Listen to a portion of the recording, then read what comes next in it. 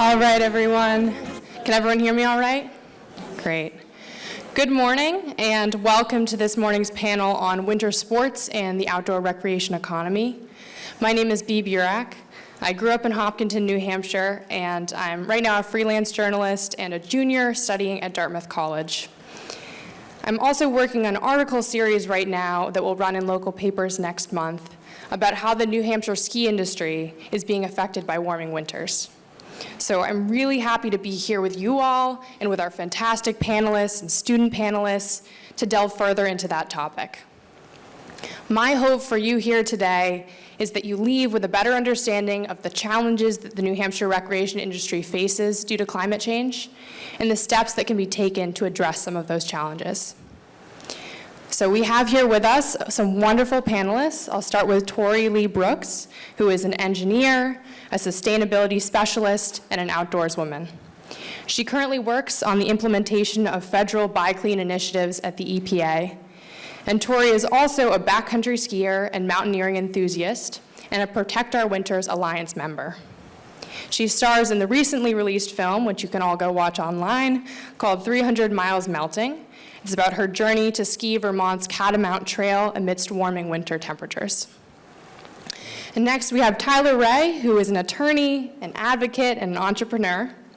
His practice specializes in legal, consulting, nonprofit management, and advocacy services in the outdoor recreation space. He manages the Granite Outdoor Alliance and the Granite Backcountry Alliance, among other recreation-related groups. And when he's not working, there's a good chance that Tyler is skiing in the Whites. Lastly, Dr. Elizabeth Borkowski is a research assistant professor at the UNH Institute for the Study of Earth, Oceans, and Space. She uses climate models, observations, and remote sensing to better understand how climate, land use, and society interact. Her resume includes work with economists on interdisciplinary projects to understand how decreases in snow affect the winter sports industry. And when she's not in the lab or in the field, she likes to splitboard in the backcountry. So thank you all so much for being here. We'll now hear from Tyler, then Tori, and then Dr. Borkowski, and then our lovely student panelists will have some time to ask them some questions. Thank you.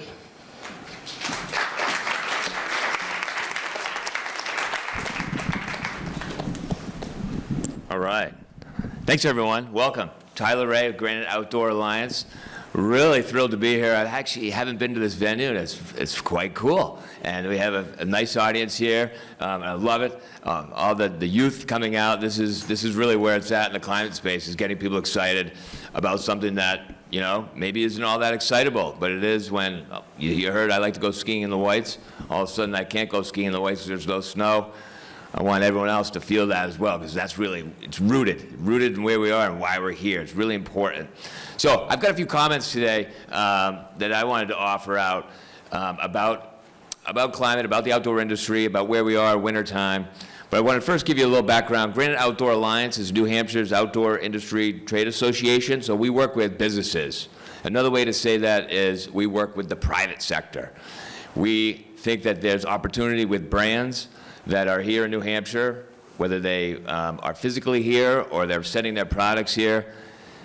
There's an opportunity for them to rise up, to use their voice, and to reach that end user, to effectuate things like climate change, policies, and other sort of action planning steps.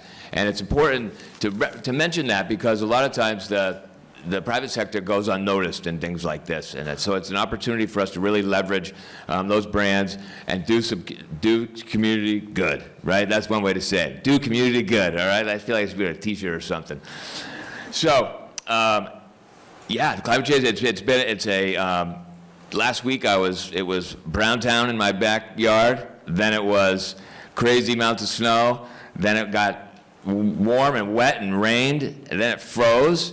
Then I had to shovel all that. Then it snowed again, and then it rained after that, and it froze on top, wetness underneath, and then on Monday it snowed again, and I'm like, this is it. It's consistently inconsistent, and that's something that is tough to get used to, particularly as someone who likes to be outdoors as much as I do.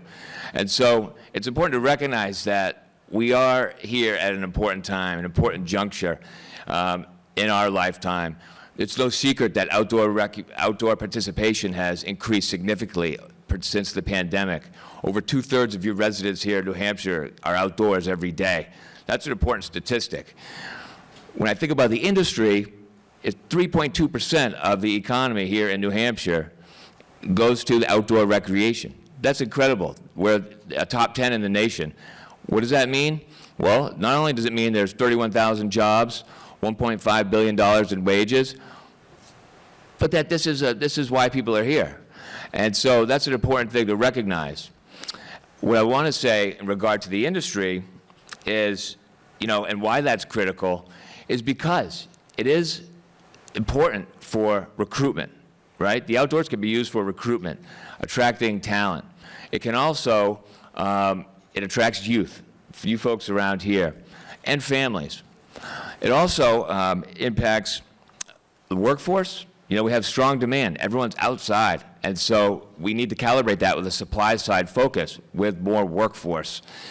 Bike mechanics, ski techs, all sorts. I could list them all off, but I won't. There's plenty. But also, what the outdoor industry is very, very important is it's with the Tyler, pulse. just got to keep us moving, all right? Yep. Can you wrap I think I up? have 30 seconds Perfect. here, according to Thank my you. own watch here. If I get 30, all right. So, and so small business, it's the pulse of the outdoor industry. So then you ask yourself, why is New Hampshire the outlier in New England, the so-called black hole?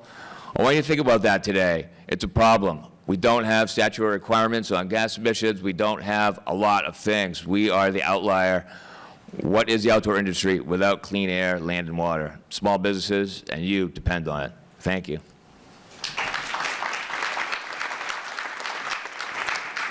Thanks, Tyler. Tori, if you want to go ahead. I'm tall, but I'm not that tall.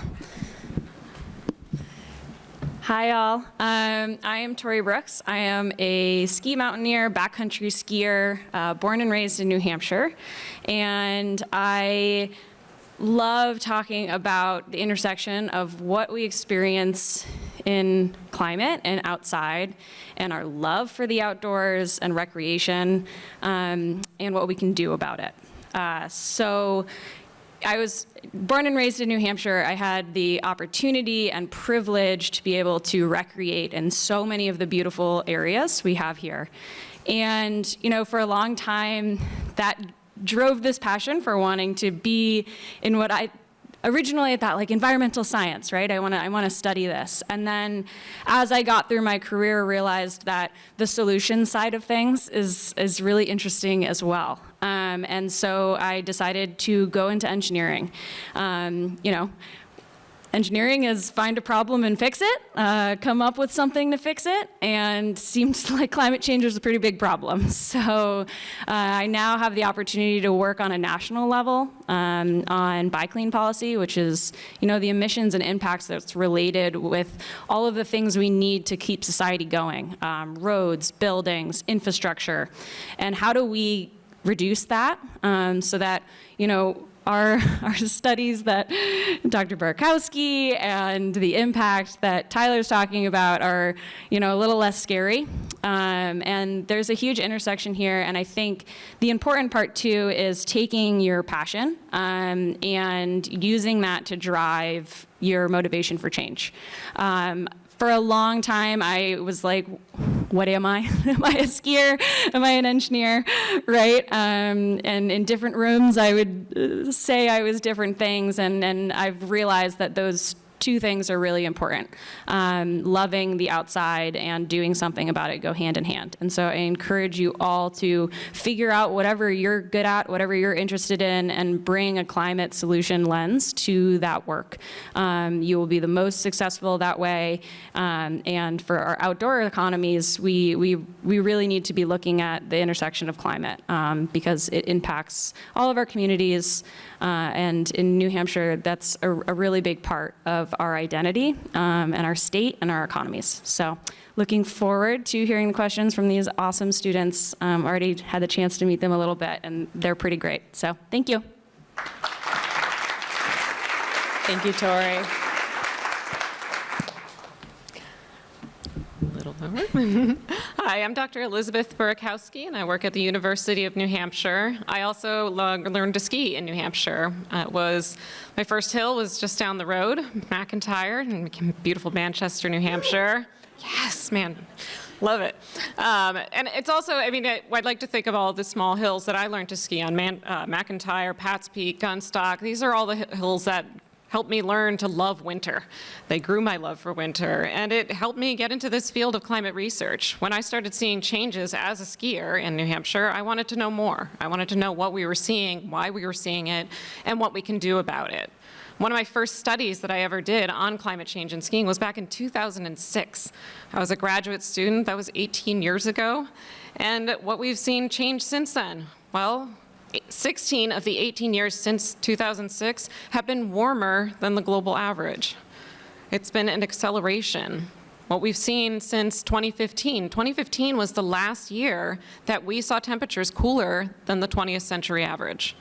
That was our last cold winter, 9 years ago. And the temperature that winter was 17 degrees Fahrenheit. And I'm not sure if anyone's been reading the news lately about a new study that came out of Dartmouth College, but that's a critical threshold right there.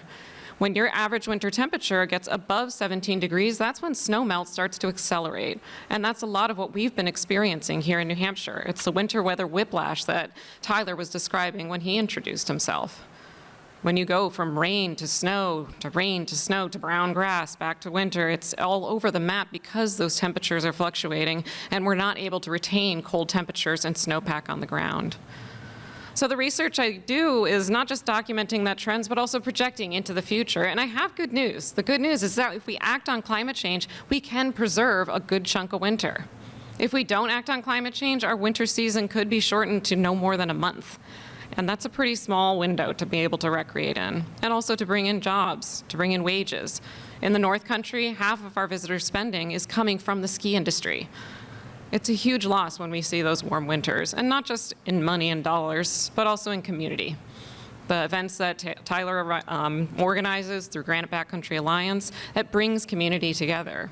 The hills that attract ski clubs. My son is now at Gunstock. He's doing his snowboard lessons this year. That's where I learned to do my ski club as well. I've come full circle. It brings me so much joy to be able to walk into the lodge and still smell that smell of French fries and bubblegum combining in this very ethereal sort of way that just brings you right back to high school, you know? It was a really fun treat to be able to do that with my son. And to have the smile on his face when he comes off the hill and just says, oh, I can't wait to go back next week. And me hoping, I hope it does not rain next week, because I don't want to break his little heart when we have to say, well, we're going to cancel it and hopefully in February we'll have some lessons. Luckily, we've had some pretty good stretch every time he's gone up this year. But Browntown, not my favorite. And I'm hoping, I just got back from Utah, I'm hoping I brought some of the snow with me, so we'll see what the forecast does. All right, thank you.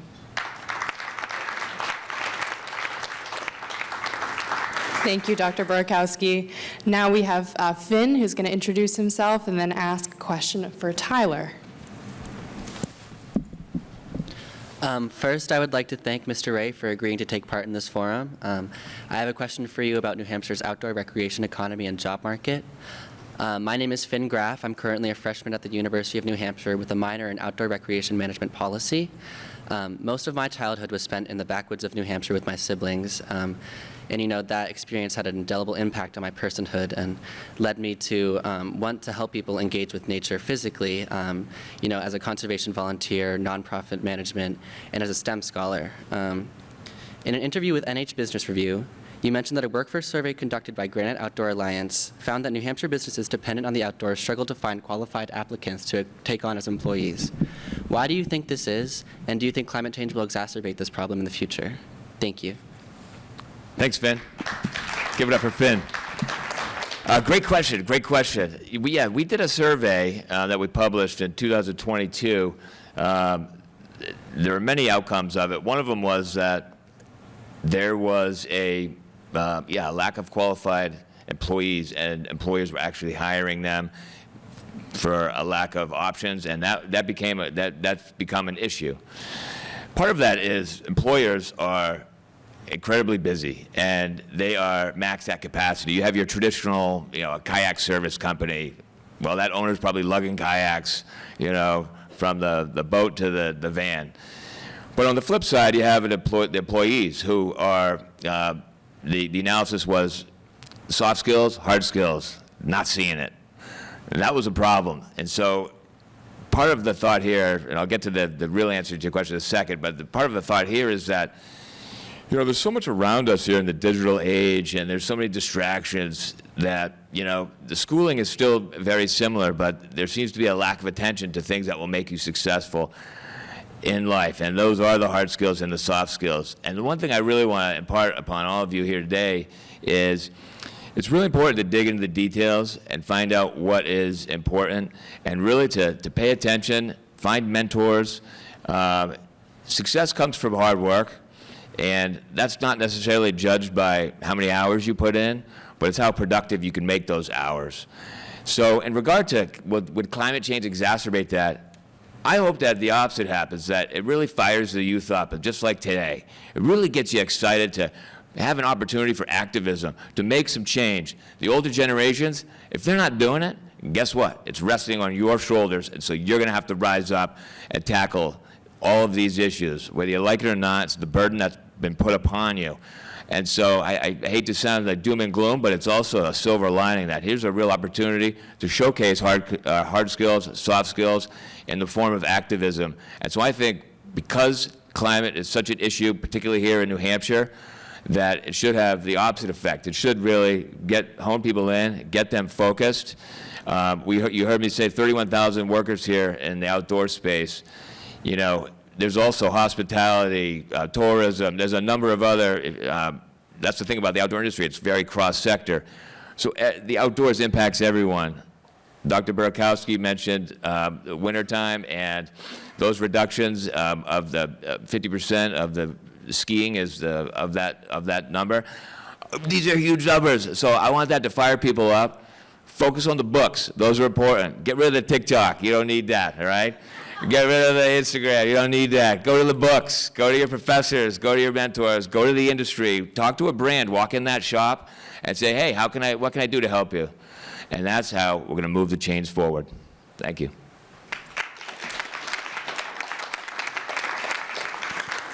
Thank you, Tyler. Erica, if you want to go ahead. Thank you so much, Mrs. Brooks, for your time. This is going to be a question about sustainable decision making. My name is Erica Wu, and I'm from Virginia Beach, Virginia. I'm a first-year student at Dartmouth College, and I haven't yet decided what I want to study. I can be an indecisive person, so I know that there are often countless factors that play into making an ultimate choice. I care a lot about making decisions in a sustainable way because I know that these decisions will have major impacts on our future generations. We can also see how decisions of the past already impact our everyday lives, with issues like less snow and more visible pollution and more extreme weather events becoming more prevalent. We can also see how we make these personal decisions in our everyday lives, whether choosing how to commute to work or school or deciding what to buy at the grocery store. And in terms of winter sports and outdoor recreation, these decisions are especially prevalent, whether choosing how to harness power for a ski lift or developing a snowboard wax that is less toxic to the environment. My question for you is, in terms of winter sports and outdoor recreation, how and when do corporations decide to use certain materials when they are more expensive but better for the environment? I'm also wondering, what are the current incentives to use low-carbon materials, and what can we do to encourage more companies to utilize these low-carbon, sustainable materials?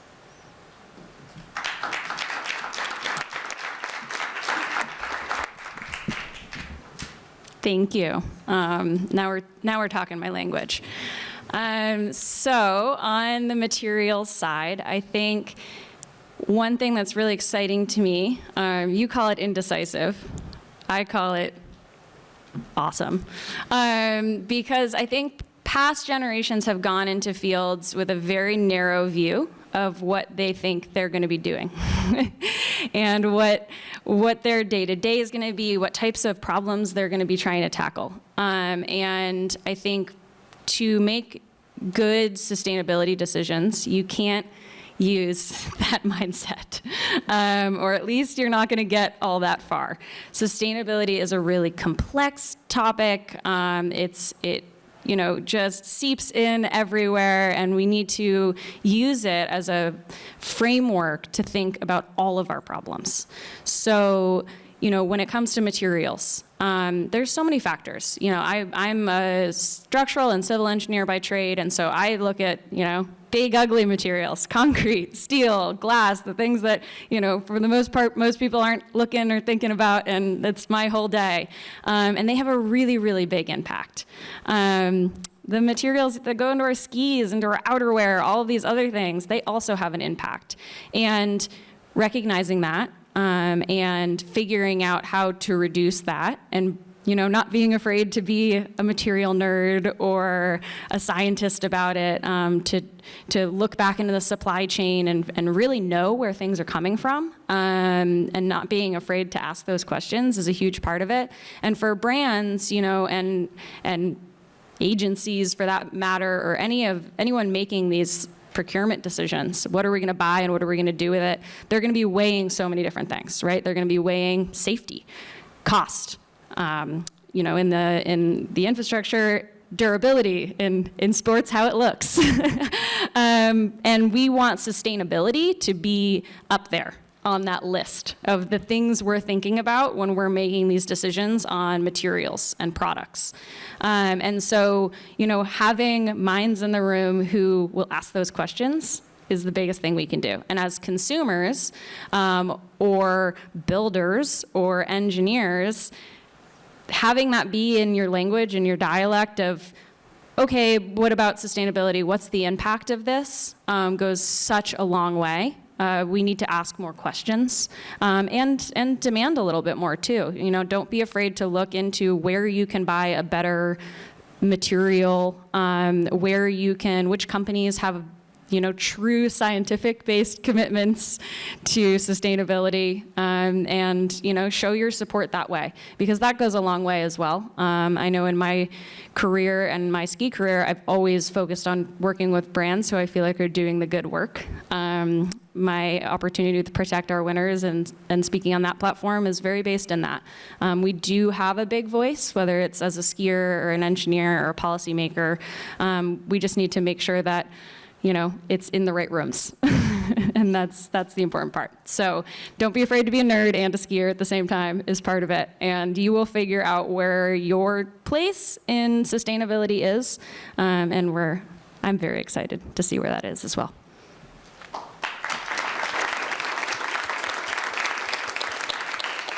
Thank you, Tori. Now Sonia has a question for Dr. Burakowski.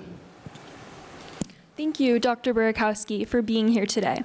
This is a question for you about the future of New Hampshire's characteristic winners.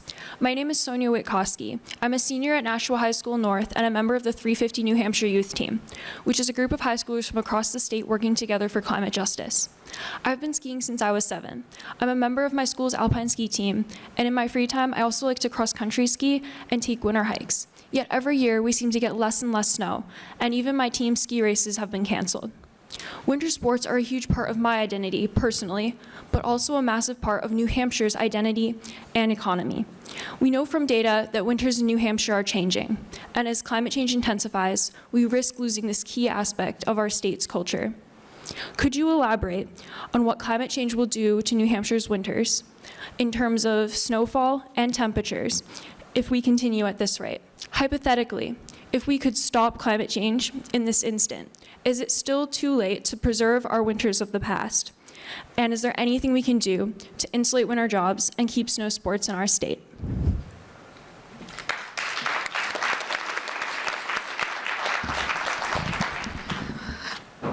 We absolutely can act now and preserve winter for our future.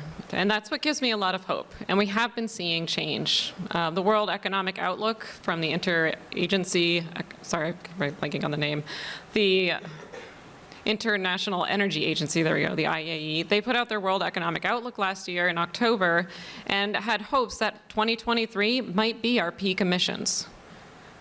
I'm hanging on to that hope. I want to see the emissions go down, because if we do that, that means there are less heat-trapping gases accumulating in the atmosphere. temperature can start to stabilize. And the winters that we see today, we might be able to keep that and not go into this dire future where we have only a month of snow or less on the ground. When we look at the future, if we don't act on climate, we're looking at more of that winter rain. What we experienced in December that shut our ski resorts down because we simply couldn't even get to some of them. It was washing out roads.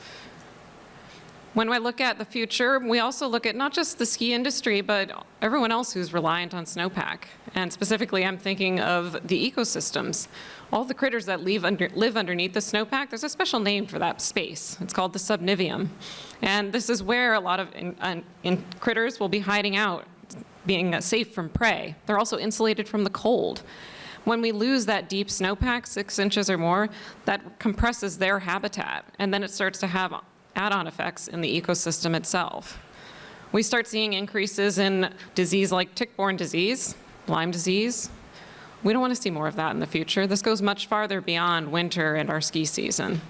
But that 6-inch snowpack is also important for the sports that we love. Cross-country skiing and the trails behind our house, I have a really hard time doing that when the snowpack gets much thinner than that. That's when the roots and rocks start to poke out and they really start to damage your skis. That's also when you have a really hard time having safe activities on snowmobiles, and that's a huge part of our economic industry as well. It's also a big community, and when we talk about the impacts in New Hampshire, again, it's not just the dollars and cents. We're also looking at impact on community, what brings us together. Most people don't know this, but Pennsylvania has more skier visits right now than New Hampshire.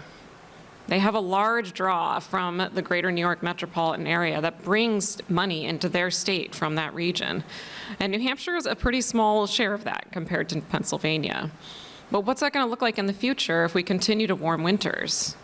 Are we going to start seeing that same market share move forward, move north into New Hampshire, or are they simply going to drop out of the sport altogether and move into something else? These are the kind of things that we should be thinking about as we're envisioning a future and what that might mean in terms of solutions. I know in New Hampshire, when we went to Gunstock, we were pleasantly surprised to see 10 EV chargers in the Gunstock parking lot that I had not seen there the previous year. And this made me feel a lot better about making that commute up there to go to ski club with my son, knowing that I could use an electric vehicle that had 0 emissions. I love seeing solar panels on all of the lodges around here now as well.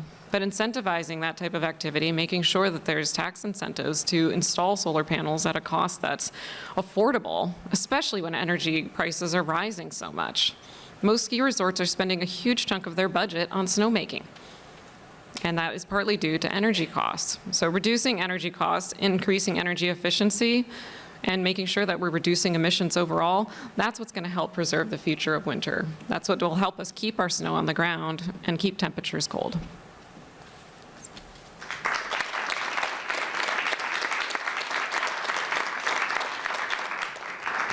Thank you so much, Dr. Burakowski, and Tori and Tyler, and Finn, Erica, and Sonia. We really appreciate all of your time today. And I hope that all of you in the audience have taken away some new pieces of knowledge about how climate change is affecting New Hampshire winters, and maybe some action items as well for things that you can do or you can ask your elected officials to do. So thank you for spending your morning with us. And I hope that you'll stick around for the next panel on climate and health. Thanks so much.